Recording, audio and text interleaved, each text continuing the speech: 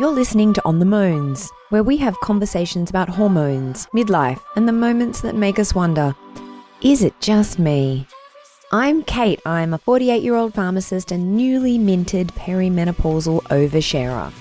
This is where we talk openly about the changes we aren't prepared for, so we never have to feel alone in them again.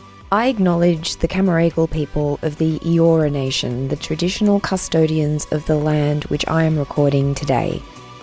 I pay my respects to elders past and present, and I extend that respect to all Aboriginal and Torres Strait Islander peoples listening. Always was, always will be Aboriginal land.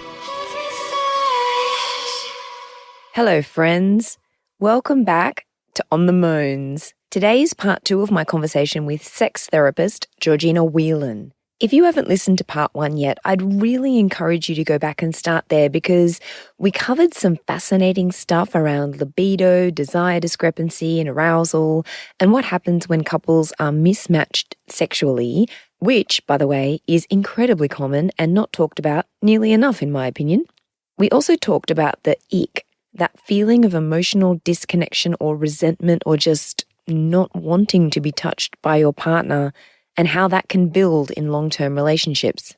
But in this episode, we move into something a little bit different. We talk about what Georgina calls bread and butter sex, the kind of dependable, familiar, long-term relationship sex that maybe doesn't look like a Netflix bodice ripper every night, but is actually deeply important and often really underrated. We also talk about toys, how to introduce novelty or playfulness into a relationship without it feeling awkward or threatening, and something I found incredibly interesting, the idea that many people need a transition phase between everyday life and wanting sex. Because most of us are not walking around in a permanently receptive, erotic state. We're answering emails, driving the kids to sport, unloading the dishwasher, stressed, overstimulated, or thinking about whether or not you've remembered to take the chicken out of the freezer. And then suddenly your partner's like, "How you doing?"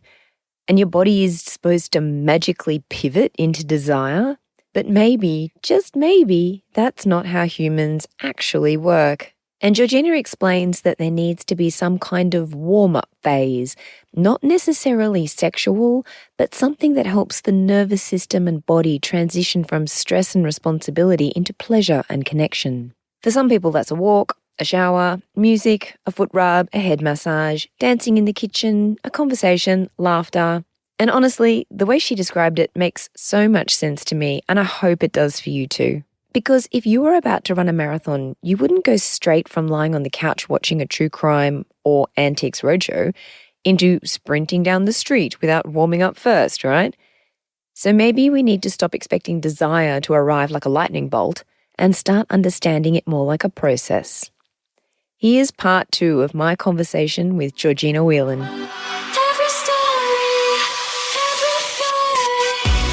And it is easy, I don't know, easy is definitely not the right word, but now my children are 18 and 21. I look back at when they were younger and think you're so busy and you've got such a lot bonding you in your relationship because you're so focused on these two things that you are both so in love with that then it's sort of okay. You can muddle through a bit. You don't feel like you're muddling through at the time. But then when they become 18 and, when they're older, when they're adults, and it really is just you and your partner, then you're a bit stuck looking at each other going, oh, it's really just you and me now. And I imagine that's why a lot of the divorces are happening when women are 49 because their children have grown up and now they're looking at their partners going, oh, you're a nice guy, but I don't know. Is that your experience? I think that idea of we get on better when we're in parental role and we've lost the capacity to move into that sexual playfulness, that's a relationship cycle. So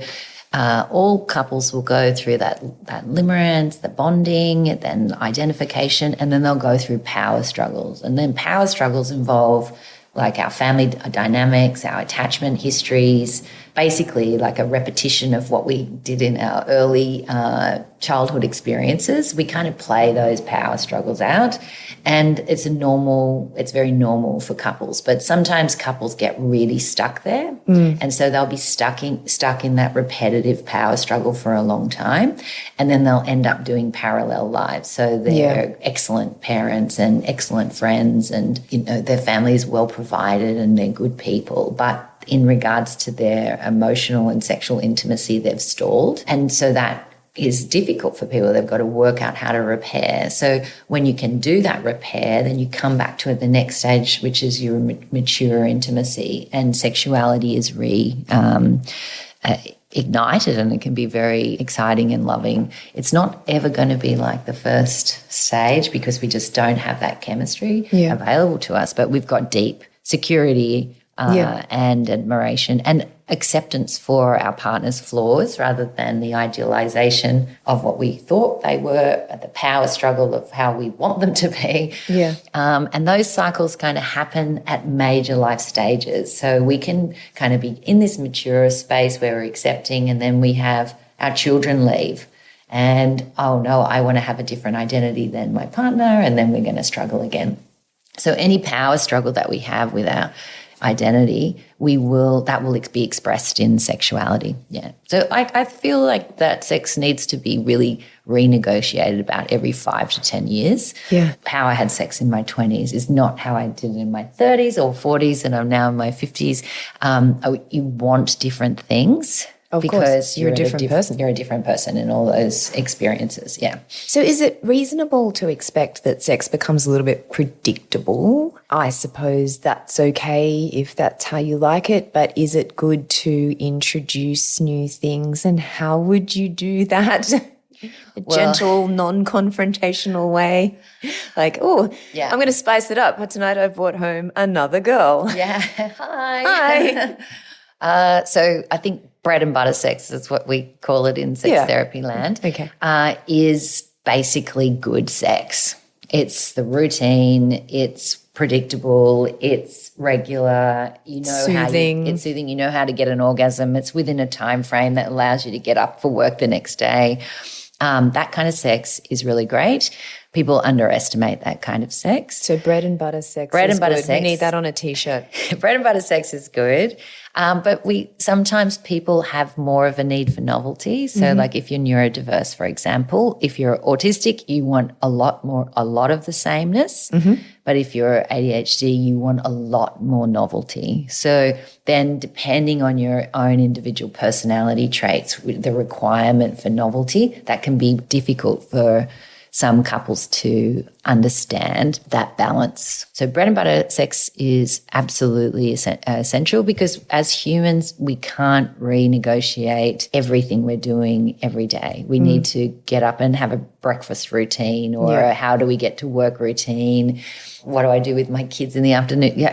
Even what I do for lunch. Like we're pretty routine-based animals. And when we're not, when everything's really novel, we don't get anything else done. Yes. Right? So the most novel is at the very beginning of our relationship. And if you think about a Venn diagram, you've got one partner here, one partner there. In an early part of the relationship, they really overlap. So each person is dragged out of their area of comfort into this uncomfortable but exciting sexual novelty. Yes. And so people's sexual experiences will expand. But then as we move into bonding, and then differentiation, what happens is that we become us and we, and then we become I within us. And so then we move back out. So some of the things I used to do, maybe I did anal sex a lot at the beginning, but actually it's not really my favorite thing. I've dropped that from the repertoire. Yeah. So then when people talk about bread and butter sex, they might where it's really good is that we're doing the same thing pretty regularly and both of us really like it, right? So, but if we do that Venn diagram where we come back into individuals and we're doing bread and butter sex, it might be that we've lost something that we really used to like. So, my partner doesn't give me head jobs anymore. They used to give them to me, but they don't.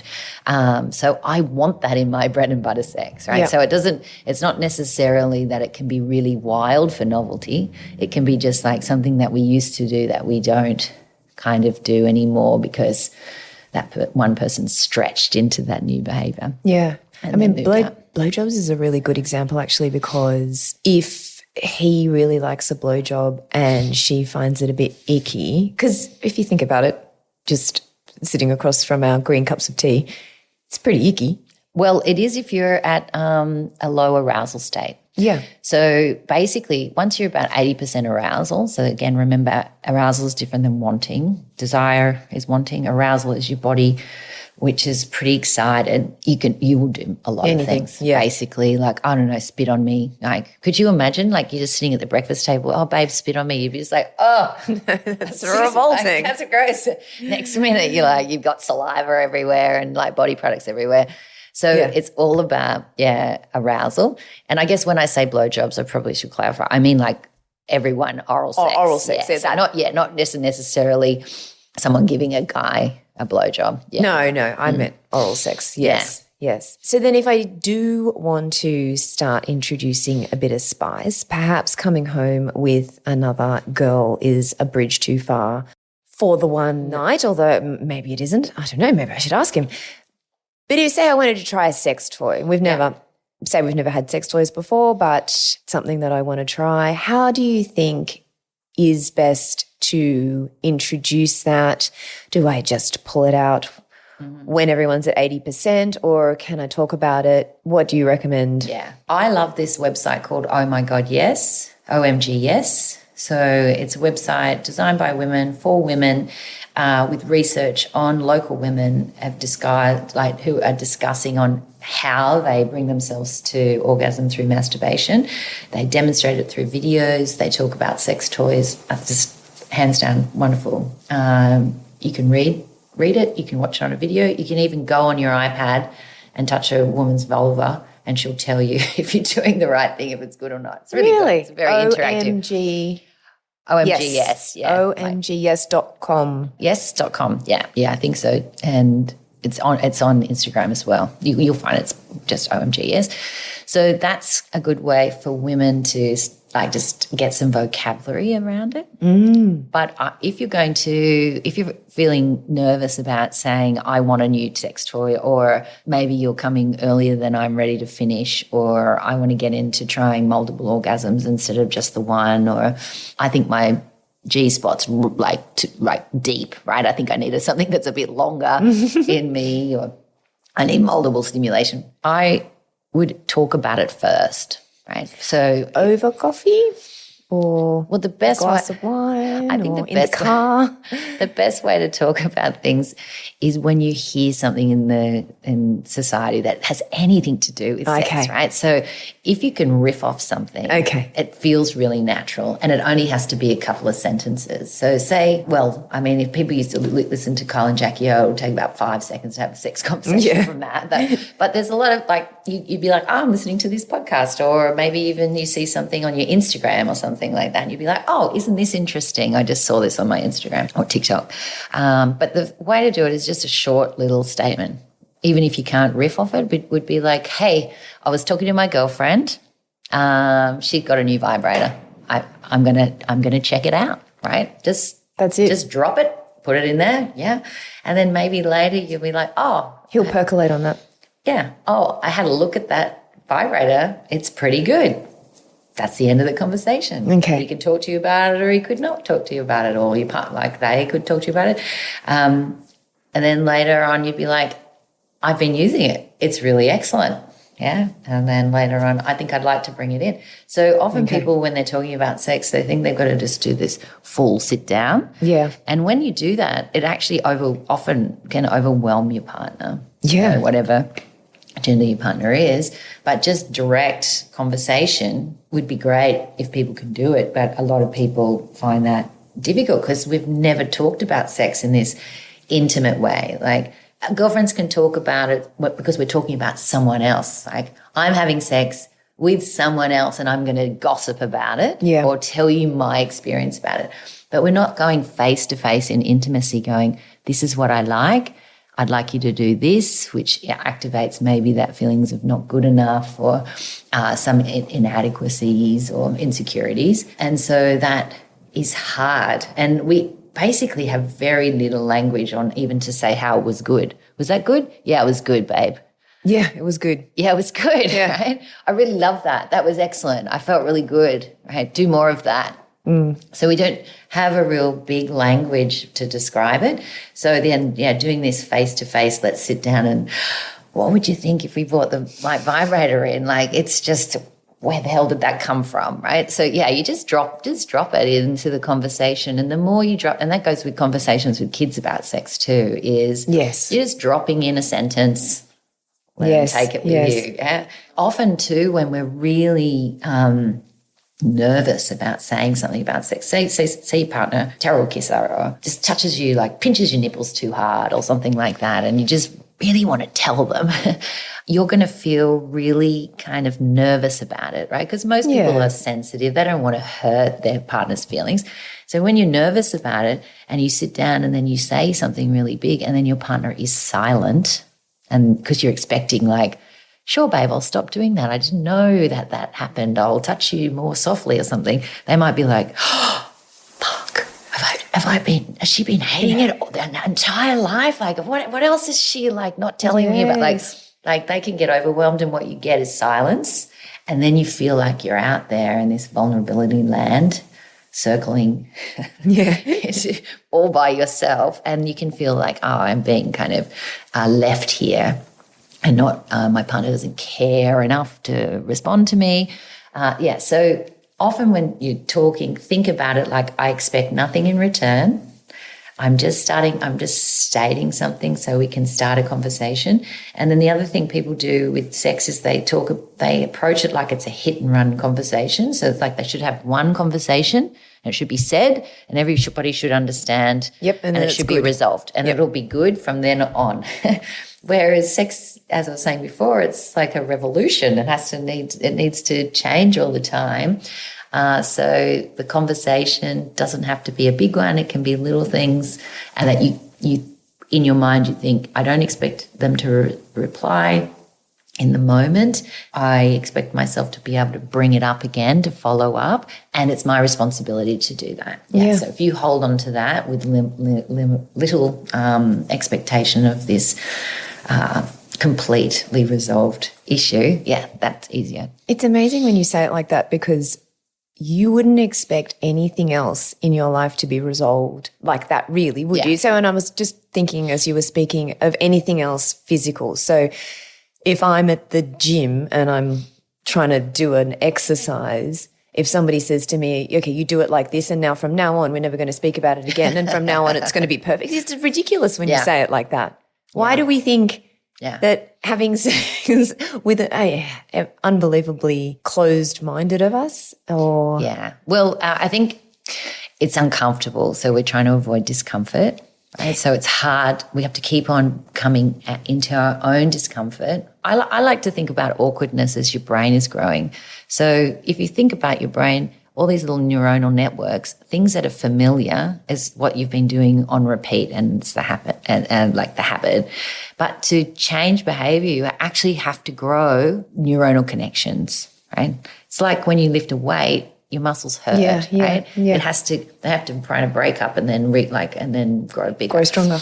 Awkwardness is your brain growing. So I like to think about it like that. But a lot of people are like, oh, I shouldn't feel awkward if I'm talking to my partner about sex. What's wrong with me? Am I too shy?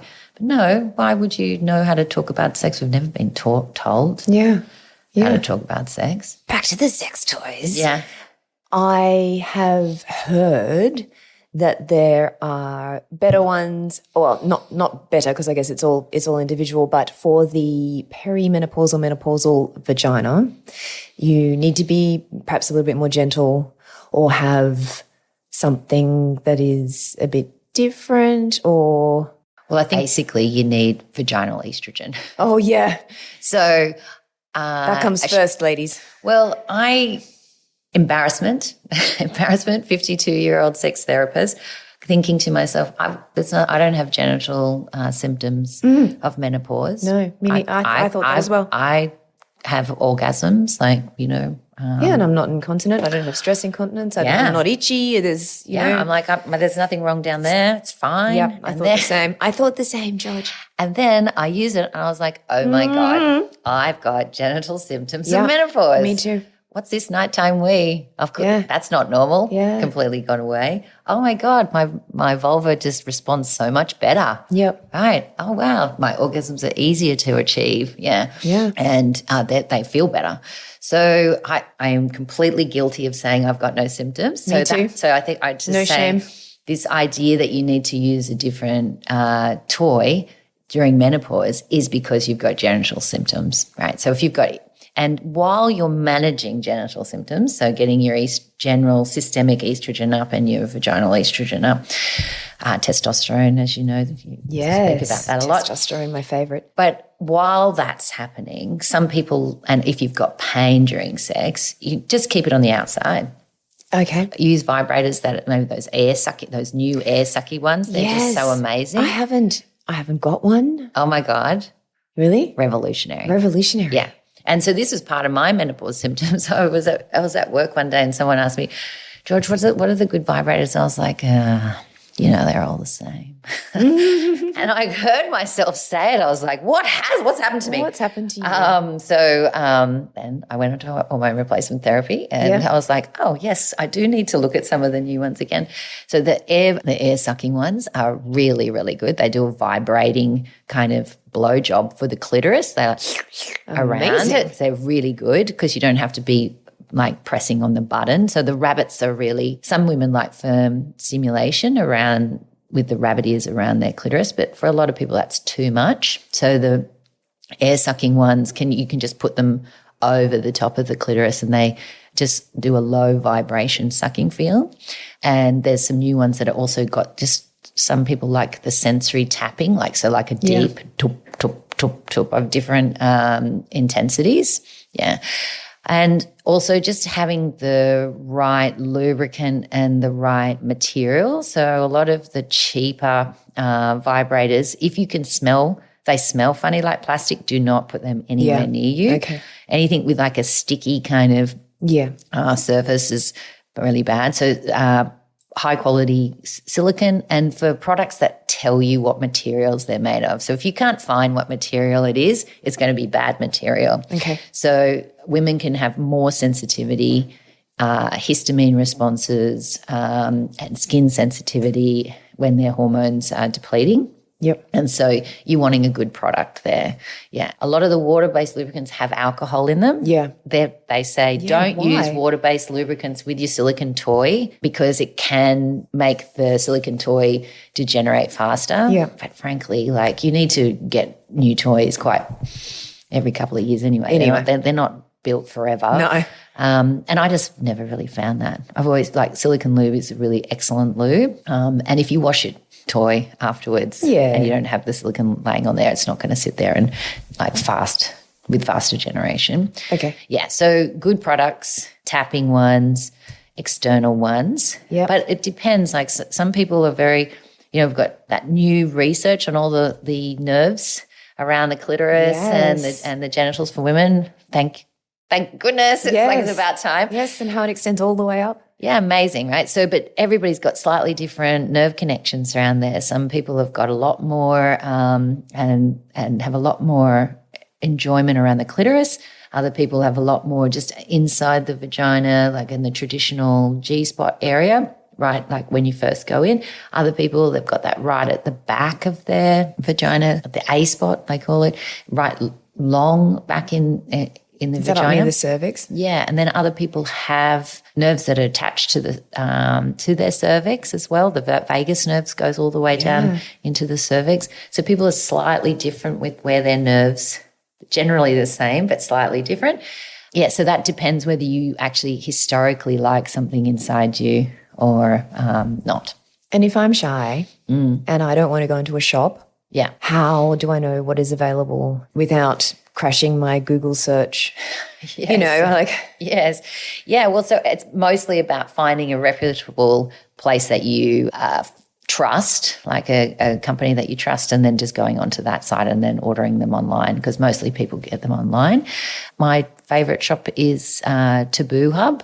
And I could give you a link for your listeners to have a discount on that. Oh, thank you. Yes, I'll put that in the show notes. That'd be great. And also I quite like Max Black in Newtown as well. Taboo Hub and Max Black in Newtown if you live in Sydney. Or I mean, I imagine Max Black have got a online presence. Yes, they do. So both of them have got good websites. So just having a look online. Yeah. And I think also just so the sucky ones, air blowy sucky ones. Yeah. And also just say, I'm just going to get a few and try them out. Right. Yeah. So, you know, we spend money on going out to dinner and all kinds of things. Shoes. Yeah. So sometimes people are like, I've got to get the right one. Oh, that didn't work. Oh, well. Therefore, I don't like them. So maybe think about it. Let's do an experiment and see. 3 practical things people can try this week to improve their communication with their partners around their sex life. Oh, okay. So communication involves knowing what you want first of all. So getting clear on what you want personally. So a lot of people know what they don't want. Yes. So that's easy. That's okay place to start. But rather than working out that I know what I'm coming to you with, I know what I don't want, only step back and go, well, if I had a magic wand, what would be different? What behavior would be different? How would I be different? And then looking at what you want, and then like, how do I bring that about? So sometimes people can feel a bit powerless in sex. They're worrying about upsetting their partner for raising it. They feel uncomfortable themselves. Sometimes they don't know what they want either, right? Yep. So like, I will never know, right? So if you just look at, well, what outcome is it? So is it I want to feel happier? Do I want to have an orgasm? Do I just want to feel sexual again? Do I want to feel sexual again? Do I want my partner to stop pressuring me? Do I want to feel close to my partner? Yeah, is there intimacy? Do I feel like I'm inhibited in some way? So that really is going to, like, what's the outcome? Look for that is the most important thing. Because if you're just kind of going like, I'm really unhappy, what you're waiting for is your partner to be like, oh, we can do these things. And they may be really great. They might have a suggestion for you, but they're just going to be guessing. Yeah. Yeah. You can go to your partner and say, I want to do things differently and I don't know how. Can you help me? Can you help me find out for me? Right? Because that's really what you're talking about with the person, is trying to work out what's going to make my sex more enjoyable. Like, so that's very vulnerable, isn't it? It is, right? Because often we're like, well, I'm not really happy, but can you fix it for me? Right? Also, I don't know how. I want you to fix it. Yeah. I don't know what I need. Or if you could stop doing this one thing, it would be fixed. No. But it doesn't really work like that, because if we go back to desire and arousal, if you're at a 0 and a 0, he could be doing something that's excellently, or they could be doing something that's excellent, but it's just not, you're at mismatch. Yes. Right? I love that idea actually that you spoke about before, about being mismatched in terms of on the scale. And it is okay to be mismatched and to start with no desire, but to remember that you like it, you will get there and you like it. That's okay, right? You don't have to. Yeah. So that's receptive desire, which is, if you're confident about your sexual pleasure, like I know that I can have an orgasm, it's not going to hurt, for example, you'll be able to say to yourself, I'm going to have an orgasm out of this. It's a bit like going to the gym. Yeah, yeah. I always feel better after I go to the gym, but I don't always want to go. Yeah. So if you know how to get yourself into a sexually aroused place once you can relax, yes, then what you're needing from your partner is, can you help me get into that relax? So sometimes people can't do a transition. So that might be the one thing, is like, learn for yourself what is a transition that allows you to move from daily activities, parent, work role mode, caring mode into sensual mode. Yeah. So that can be a shower for somebody. It could be a bath. It could be a walk. It could be exercise. Could Foot be rub. Mine is definitely a foot rub, with that idea of I'm going to give myself that time. So if I think I'd like to have sex with my partner later on in the evening, but I am like uptight and I'm sitting here watching Netflix, I am not going to be able to transition from a true crime story. Yeah. Antiques Roadshow. Yeah. Or something that's even quietly, passively boring like that. That's a really big thing. So I need to work out what my transition role is. And the second thing might be like, what am I doing every day with my body that makes my body sing, right? It doesn't have to be dancing and excitable sing, but if I can put myself in the sun and my body feels good. Yeah, I can do some stretches. I could moisturize, I could sing. I could listen to a song, dance around the house. I could do some stretches. I could wear a pretty thing. Yeah. So but something, not just getting dressed is a ritual that makes people feel good. That's true. But often movement is a really good thing for transitions. Okay. Yeah. So if I'm sitting down at a desk all day and then I get in the car or the bus and then I come home and then I'm making dinner and then I sit on the lounge, why would my body suddenly want to do this quite vigorous sexual thing, right? Yeah, yeah. It's we wouldn't like. No, you wouldn't. We warm up when we do exercise. Like you go to an exercise class, they don't say, here's 20 kilos, start pushing of course. it. You're like, let's do some 5-minute warm-up. So think about it like that. I'm going to get my body ready in a way something that my body really likes doing. Yeah. That's wonderful. Thank you. My final question to you is, because you touched on it just briefly before, but talking with your children, we talked about how it's awkward, and I don't mean your 7-year-old. I really mean your 15, 16, 20, 25-year-old. Yeah. Without them thinking, oh my God, she's talking to me about, without them shutting down. Yeah. So because it's important, right? You can't control their feelings. So, you must be able to do it in a way. No, they're going to have feelings. They're going to have feelings. They're going to be disgusted and they're going to shut you down. Okay. And you've got to decide what you want to say, what's important for you to say, and say it and like just try and just little taps away. So sometimes people, their kids will shut down, and so then they think, okay, the important thing to say is safety. Are you wearing condoms? Don't get pregnant. Are you on contraception? Don't get an STI. So people find it easier to kind of push that information through, but they're pretty well taught that at school now. Yeah. Yeah, we've moved a long way from historical conversations about sex in those kind of areas.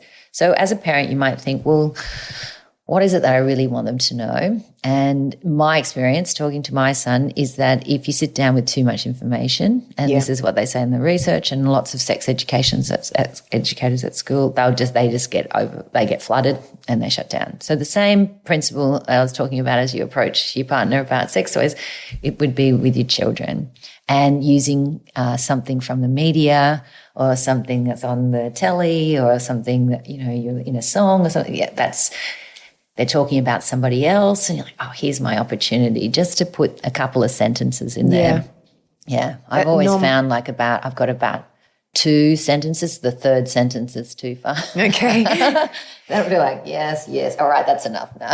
Yeah. So and just to normalize it as an adult conversation, and that's something that everybody does, that's not shameful. Yeah. Yeah. Yeah. Yeah. You can be like, you're lucky your parents still want to have sex with each other. You're it's just a beautiful thing. I'd like to share it with you. Sometimes some kids are completely open about it. They're like, they go to their parents. They want to, how do you do this? What happens? So some people have relationships like that. But a lot of kids are a bit squeamish. Yeah. Yeah. Understandably. And also there's this thing that they can be like, I already know. Yeah. But I think they're like That's that. That's defensive though, surely. But I think they're like that about a lot of things. It's really normal at the time that they're having sex, that they're individuating from parents. So they want to push back. They want to have their own ideas. They want it to be separate. At that time where you're like talking about these big identity and kind of hard topics like sex and relationships, just the natural developmental stage is to be like, well, what would you know? What would you know? Yeah. Yes. Yeah. Like trying to teach them anything. Yeah, you'd be like, oh, quite a lot actually.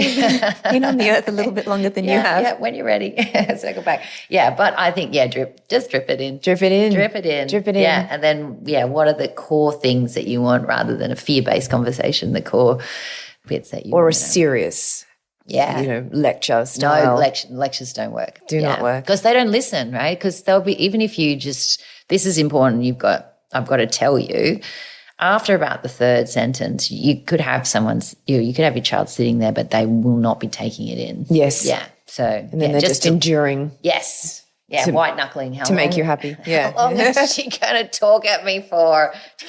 Quite a while, actually. Yeah. So we talked about, oh my God, OMG, yes. Taboo, hub. Yeah.